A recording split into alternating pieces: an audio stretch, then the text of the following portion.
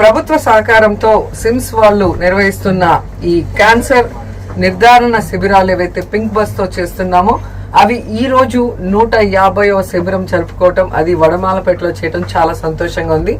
ఎందుకంటే మొదటి శిబిరం నగిరిలోనే జరిగింది, 50ది నగిరి నియోజకవర్గంలోనే జరిగింది, అలాగే 100 ఈ రోజు 150. ఒక మహిళా ఎమ్మెల్యేగా, మహిళా మంత్రిగా నా నియోజకవర్గం మహిళల కోసం నేను మరి పింక్ బస్ తో ఎప్పటికప్పుడు సంప్రదిస్తూ మహిళల కోసం పనిచేస్తూ ముందుకు వచ్చాను. ఎందుకంటే ఇక్కడున్న మహిళలందరూ కూడా వర్కింగ్ ఉమెన్, కూలి పనులకు వెళ్లే వాళ్ళు, వాళ్ళ ఆరోగ్యం గురించి పట్టించుకోని వాళ్ళు. సో వాళ్ళకి ఆరోగ్యశ్రీ ఉన్నా కూడా వాళ్ళకి సీరియస్ అయితే తప్ప హాస్పిటల్కి వెళ్ళని వాళ్ళు. అందుకే ఎక్కడికక్కడ వాళ్ళ గ్రామాల్లోనే ఈ క్యాన్సర్ నిర్ధారణ శిబిరాలను ఏర్పాటు చేసి చుట్టుపక్కల ఉన్న విలేజెస్ నుంచి మహిళలందరినీ పిలుచుకొచ్చి స్క్రీనింగ్ చేస్తున్నాం. ఈ ఒక్క జిల్లానే కాకుండా తిరుపతి, చిత్తూరు, అన్నమయ్య కలిపి ఇప్పటికీ 149 క్యాన్సర్ నిర్ధారణ శిబిరాలను చేయటం జరిగింది. దాదాపుగా 13,000 మందిని స్క్రీనింగ్ చేయటం కూడా జరిగింది. సో ఈరోజు ఎవరైతే క్యాన్సర్ ఐడెంటిఫై అవుతుందో వారందరికీ కూడా ఫ్రీ ఆఫ్ కాస్ట్ ఆరోగ్యశ్రీ కింద వారికి ట్రీట్మెంట్ కూడా ఇవ్వటం జరుగుతుంది.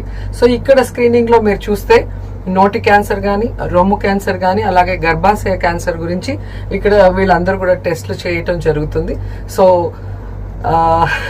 Prevention is better than cure అంటారు. అందుకే వచ్చిన తర్వాత బాధపడే కన్నా ముందుగానే ఐడెంటిఫై చేస్తే ఈజీగా క్యూర్ చేయొచ్చు. అందుకే ఈ క్యాన్సర్ నిర్ధారణ పింక్ బస్ ని మరి శిబిరాల ద్వారా ప్రజలందరికీ అందుబాటులోకి తీసుకురావడం జరుగుతుంది. సో 150వ శిబిరం వచ్చి వడమాలపేట హెడ్ క్వార్టర్స్ లో జరుగుతుండడం చాలా హ్యాపీగా ఉంది.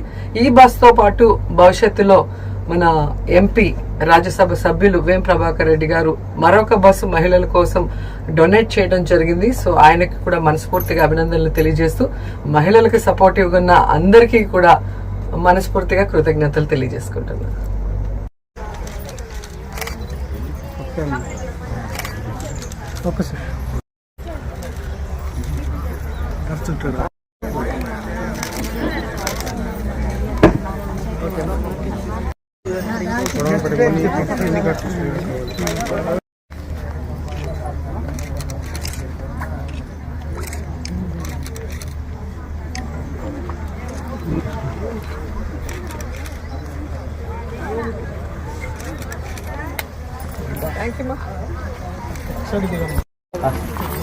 వెనక్కి రావాలి మేడం.